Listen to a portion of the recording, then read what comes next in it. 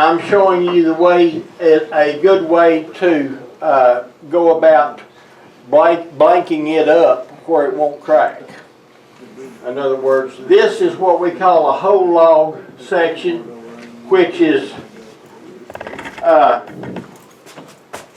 something of this nature right here. We're looking in the end of it like this. And from here on out, I'm going to call this what we call a half log blank. Those are the two basic blanks that we get out of wet woods. You're typically going to start with something of this nature or something in the whole log nature. If you got a big enough tree, you're going to have some half log pieces that don't necessarily have bark on it. The most important thing to do with wet wood, if you're going to try to save it and try to dry it and use it, is you've got to get rid of this pith. That pith runs everything. Most of the time, if you're getting it somewhere where they're taking it down, it's probably already rotten in the pith, or you'll find a lot of it that will be rotten in the pith. You find a really nice big mesquite tree somewhere down around Hamlin or Abilene or somewhere around in there. I guarantee you, if it's this big around, the pith's going to be rotten in it, and you can't hardly do much with it until you get it completely away. That's going to be the case most of the time in the woods you get. If you will take it and cut, you will see a little bit of difference in color. It's not, a lot of time it's not real evident, but you'll see usually a little bit of difference in the pith, especially if it's a grain porous wood. If it's a really tight grain wood like mesquite, you don't see as much difference. Maple, you won't see as much difference. But honey locust, mulberry, elm, all of that stuff, you're going to have a little bit different color here where the pith is. So you want to cut it completely out. Now you can quarter saw it, come back here and save these blanks off of this part, but you need to get rid of that pith completely to come up with a half log blank, which is what most people start out with bows. A whole log, if you hollow a whole log, then you're hollowing end grain, that's not a problem if you know how. But it's a whole lot harder than starting with a half log blank and cutting, face grain. So what you need to do is you need to get your log blanked up, whichever way you're going to cut it, till you have pieces kind of like I was showing you here. I guess I ought to set that back out here. And of course that all depends on the size lathe you have, and you can do this with limbs and everything else. Nothing changes as far as how you handle the wood. If you wrap it up in stretch wrap and it's still damp, then the fungus and everything else that's in the wood naturally is going to cause it to spalt. If you want it to spalt, that's fine. Randy and I do that all the time on different wood, especially hackberry and some things that we can get relatively close around here. Spalt's really great. Gives you the black and the blue colors and some of the black spalting lines. But you have to watch it extremely close when you're doing that, because there's about a half a second between spalted like you wanted and yellow rot, which is a nightmare. And that way you just got to pitch it most of the time. I fight it sometimes to save something else really pretty, but it's a real hassle. And so if you want to spalt your wood, wet wood, that's not a problem. Wrap it up in stretch wrap, put it in a dark place and forget about it for about 3 or 4 weeks, and then take it out and look, because some of it's going to spalt more than others. Some woods are more susceptible to fungus and different things than other woods are. And Randy and I got some box elder that was just solid white at Waco 4 or 5 years ago, and we wrapped it up in stretch rack and took it out about 3 months later, and it's black as his coat back there. And of course, some of it stayed black, some of it was white, but we scraped off about 1/4 inch of mold on it. It'll grow faster than you think. And so if you're going to try to spot it, you have to watch it real close or you'll lose your piece of wood, because once it gets spotted pretty good, then it starts taking on yellow rot, and it'll turn to dust before you know it. But cutting wet wood is a lot of fun. It gives you access to a tremendous amount of good material that's doable. Whether it's a limb this big around you put on your mini lathe, or whether you've got an outboard set of pedal block bindings and are turning 4-foot diameter wall hanging or something. It doesn't make any difference. You can turn it wet. You have to remember it's critical, really critical, to turn it the same thickness all the way through. It's going to be in the center. Not on branches. And other things as well, you know, especially some mesquite, you know, you've got to decide what you want to save. You want to save a real deep bow, then you can do like this, or you want to save a wide bow, and you can come back like this, but you've got to get that pith area out of there, no matter where it's at in the log. And it ain't always going to wind up there. In fact, about half the time, especially in our part of the world, it's not going to be the See center. my pit? If we're looking at a roughed out, say a real simple roughed out bow blank, like this, and let's say we're going to rough it out at 15%, it's going to look something like this. But what you have to do is you have to take into account this thickness. So you need to come in here and rough this out something more like this and get rid of this, because if you don't keep that total thickness, it's going to crack. It's going to web crack in here like this. And you know, in our world, a crack is a crack. You know, if it is a natural phenomenon like a fissure or something in a crotch where the wood's twisted itself or something like that, you can make it look pretty good. But just a structural crack in the meat of the wood, it's hard to do anything left that you're going to be happy with. You know, I put turquoise in them. We put fiberglass in them, and all that stuff works. And if you do a little artwork on it, a lot of times you can make them look a whole lot better than what they would if they were just a crack. But a crack is a crack. You know, and to wood turners, that's not cool. You know, unless it's a natural fissure in the wood, that's a whole different ballgame. But if you want to keep your wood from cracking, you have to work at it.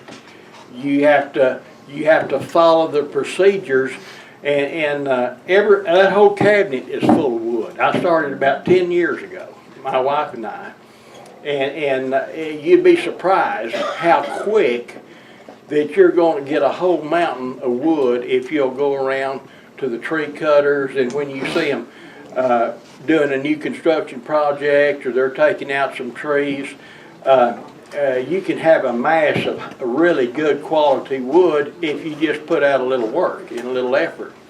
Now, this club is one of the most important things to me that you can imagine.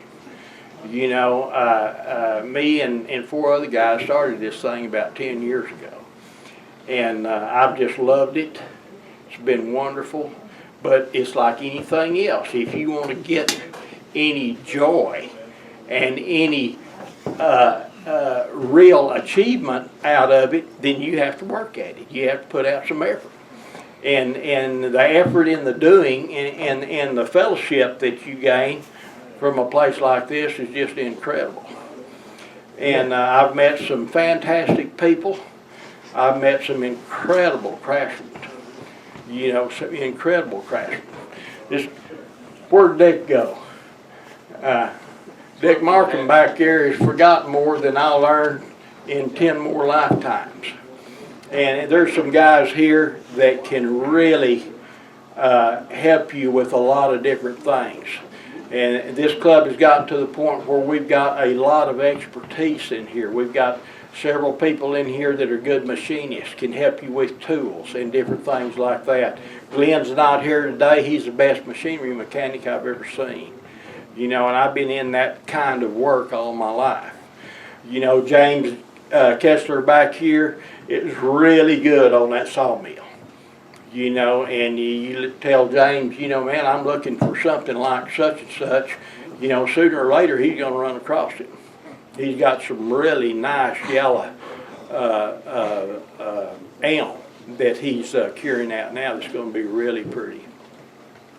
And if you got something you're thinking about that you want that's really special, you might ask him, keep an eye for it, you know, and he's not going to hurt you if you're wanting a nice piece of wood, you know.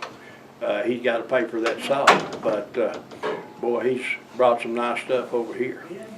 The other thing I want to mention, talking about wet wood, is I'm fortunate enough to have a fairly decent sized bandsaw.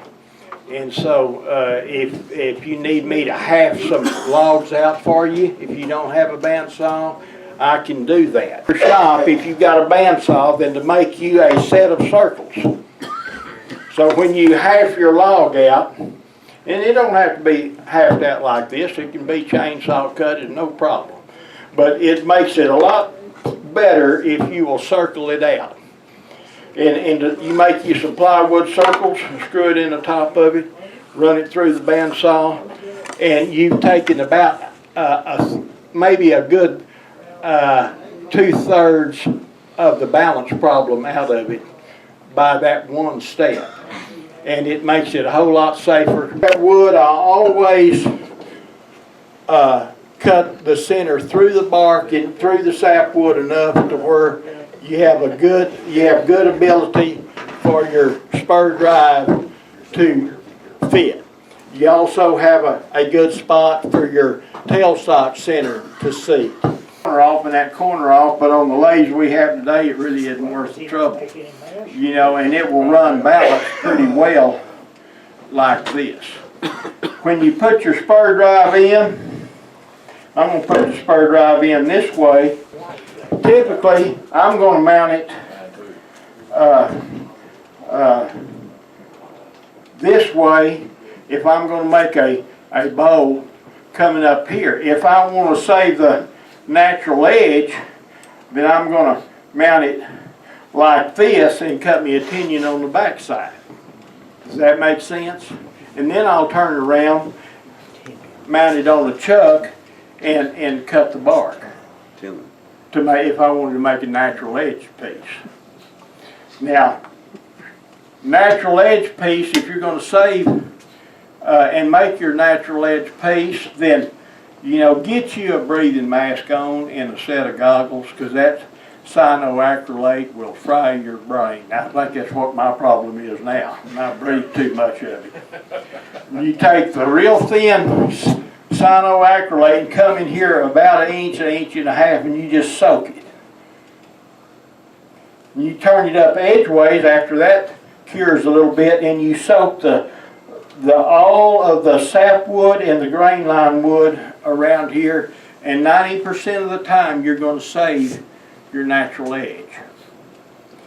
And I've done that to this piece, and I've got another piece over here that I've done that to. Cutting wet wood is fun. Man, if you ever get to cutting wet wood, it is a lot of fun. It cuts easy. You could get something where you can see it pretty quick. The thing you have to remember is you have to leave it thick enough to allow for it to dry. You know, so if this is basically a 10-inch diameter blank, then you need to leave it at least 1 inch thick. In West Texas, you better leave it at least an inch and a quarter, inch and a half thick, because we're so dry here that I think the national standard is 10%. Well, with our lack of humidity and our wind and the way things are typically here in West Texas, you need to allow a little bit more than that. And but we can chuck up a piece and like we're going to put a natural edge on it, we can chuck up a whole log piece. A roughing gouge will cut this without any problem. But when you come around here and hit the end grain on a half bowl blank, it's going to grab the end grain there and it's going to break this roughing gouge right here at this tang, or it's going to be like mine, and it's going to have a kink in it where I hit a knot once. It's going to bend it here, and it's a killer. I mean, it can kill you. Oh, yeah. You know, you can cut your arm off in that table saw, and you can cut all your fingers off in that band saw, and you can bring back a real nub in that joiner back yonder, but this machine will kill you.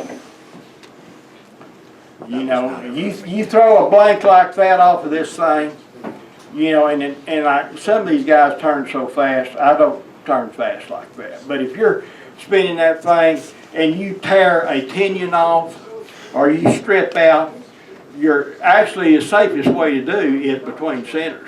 That's probably the safest thing you could do, especially if you drill in and set a little bit of a cup for your drive. Yes, Jim. Would you talk about the screws and how long those screws in that faceplate and and what kind? Okay. I'll get to that. Please remember, this tool is made to go with the grain, with the axis of the lathe. It is not to cut end grain with. And this has end grain on two sides, and it'll come around there, and it can break this thing. And it can cause I've never broke one, I've bent one, but I broke the end right off the tool raft, just. At SWAT last year, Stuart Batty said that in a few years back, Craft Supply received over 100 a year, where they'd break and they'd send it back, and they were replacing it. And then after about 3 years of that, they said no more. No, it's just, you know, it's not going. A gouge is cut out of a solid piece of steel. You know, it's not a formed cutting tool like this. This is why this cuts so slick. When you're going roughing out across here, you have a formed cup, cuts really good, you know, used the way it's supposed to use. When that end grain comes around and drags it, this doesn't have enough tensile strength and enough meat in this shaft to overpower the torque that's on this lathe.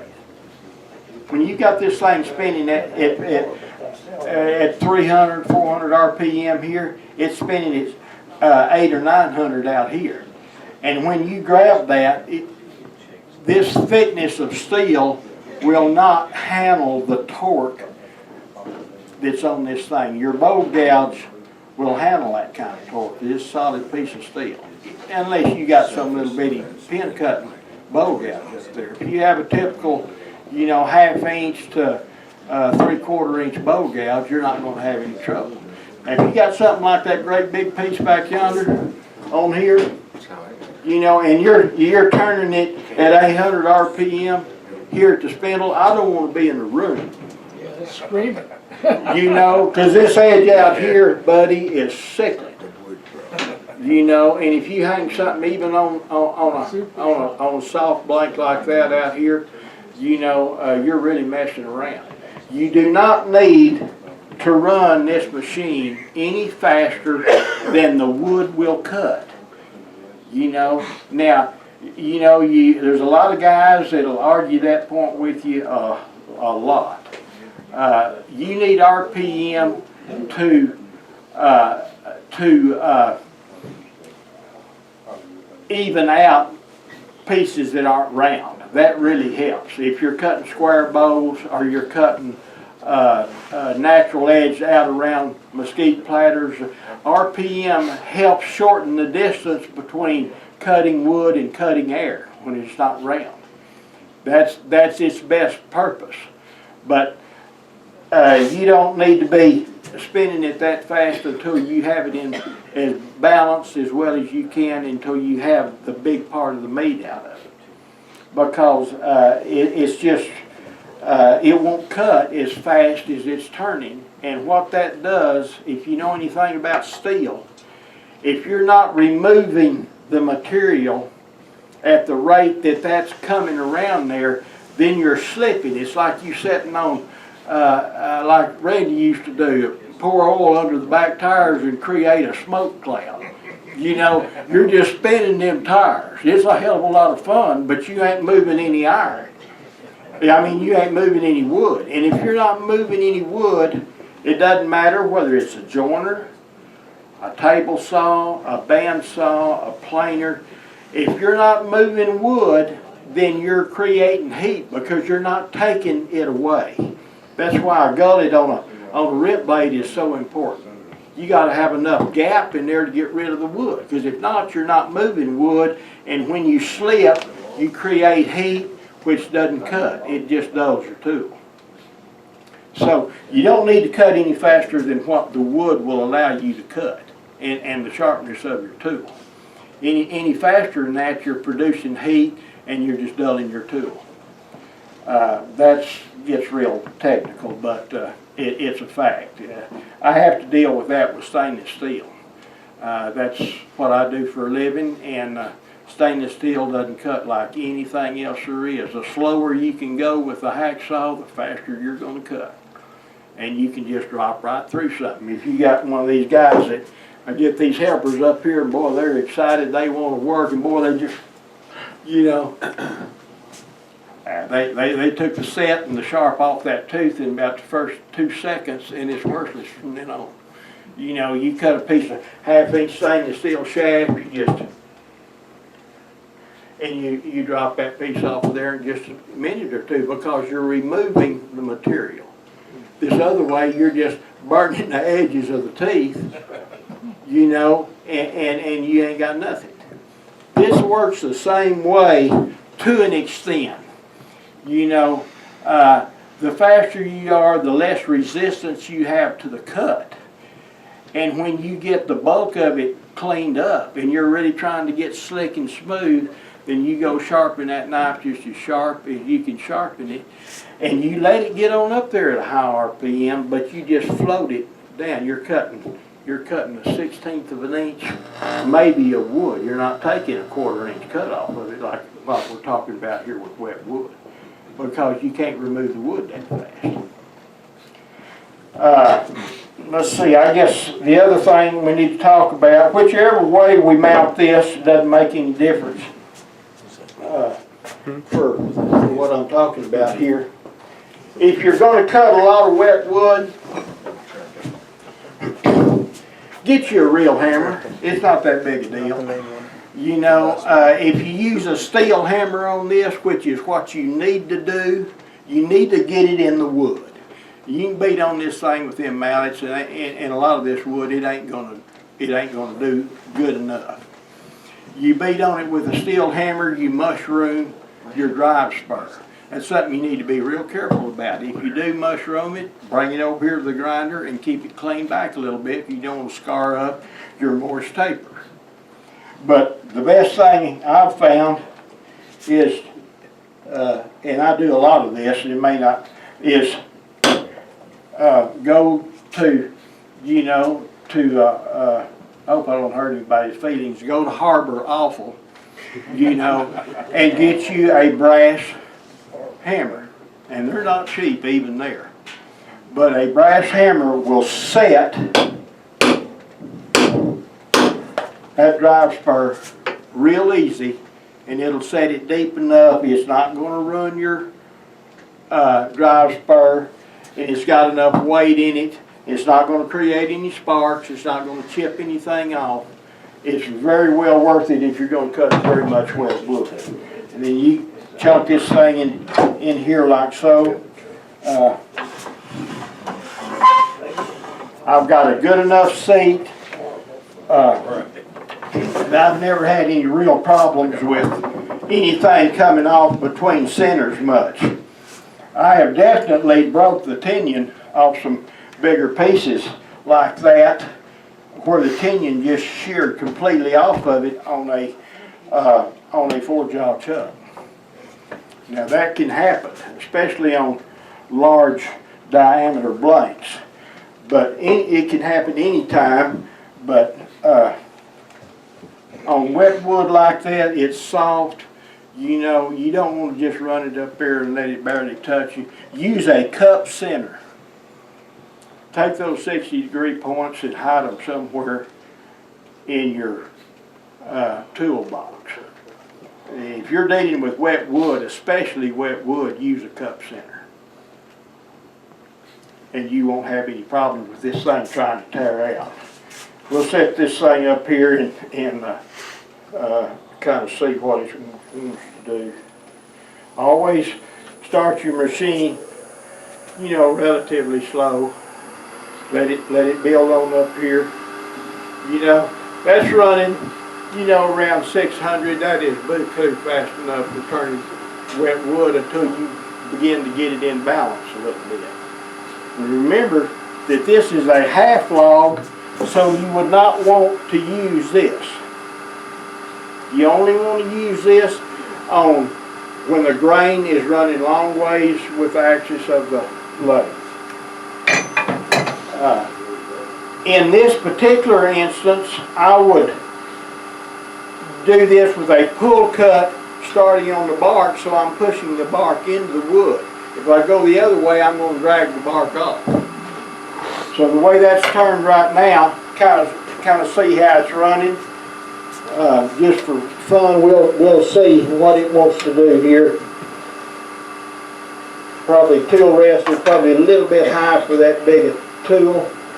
I'm going to look down here at the ghost line, and I'm going to get up where I need to be. And when I say where I need to be, that depends on the thickness of this tool and where the cutting edge is.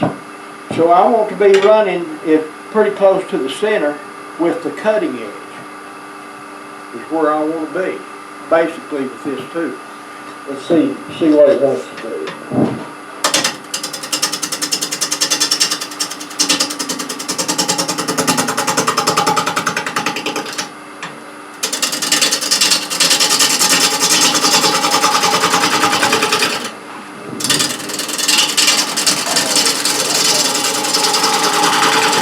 Cutting wet wood or bigger pieces,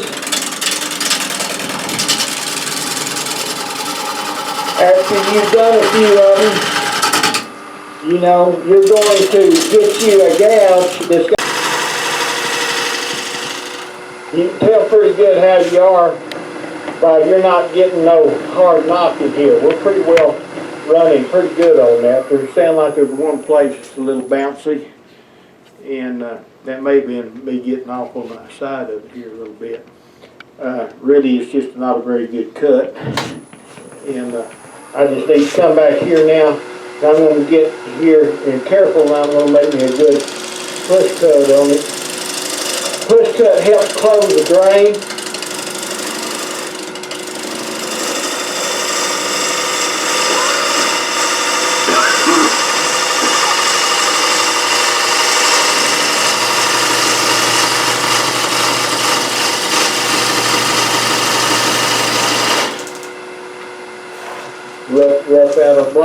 Rough out our blank a little bit.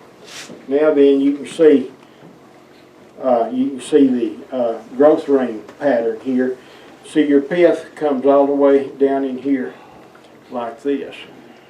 What we can do with this piece now is we can make it a smaller in diameter and gain a little bit of thickness, you know. But what we can do is we can cut our tinion to where we use part of this as the tinion, and then begin to work on the rest of it, because you're gonna waste that pinion piece off anyway. But, basically, that's about what I've got on that. Now, we can turn it around and approach the bark end of it. Let me get a smaller gouge and clean up that fuzz a little bit.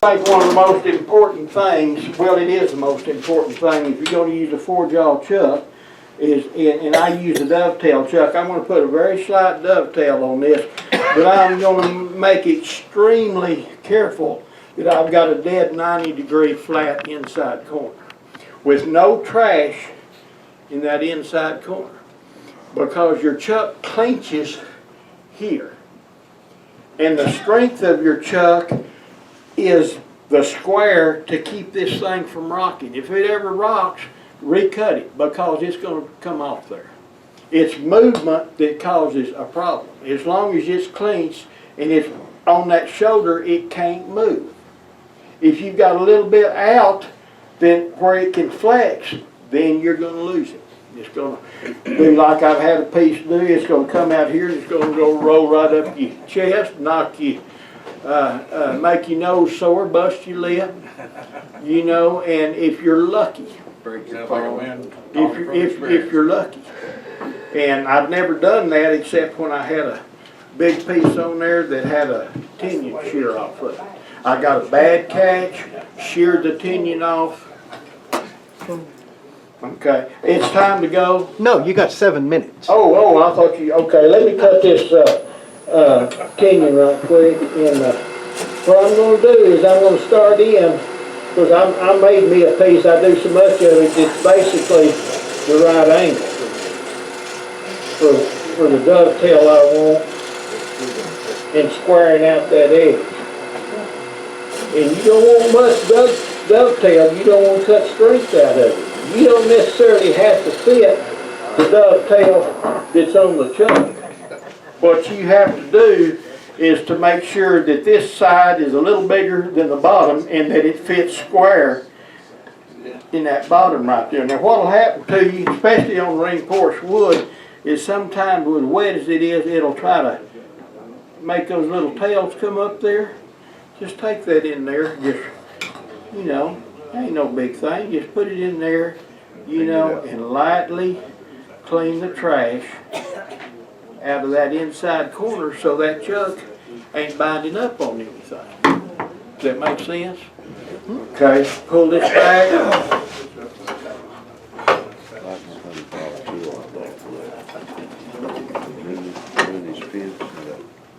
And we'll flop that thing up on the chuck right quick.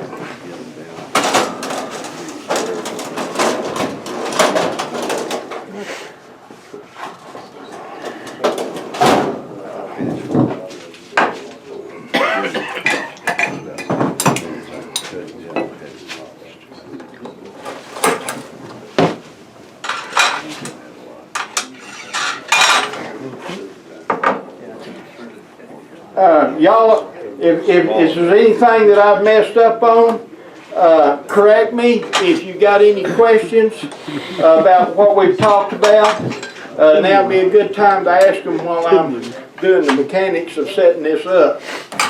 Now, most people don't do that, but I want that chuck to be where I want it to be seized, because I turn in reverse about half the time.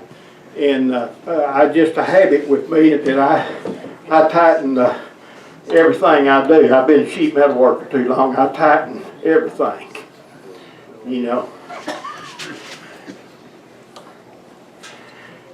Tighten, especially in wet wood, around, because you're clenching it down in wet wood that's giving, that's moving, that's flexing. So it's like a Jacob's chuck in a drill. You tighten in all of the holes and you tighten until it doesn't want to tighten. But you do it a little bit at a time because we don't want it tightened all on one side, you know, and we worked hard to get it in balance. We don't want to pull it out of balance by over tightening too quick in one spot. That's the machinist way. That's the way it ought to be on everything, basically.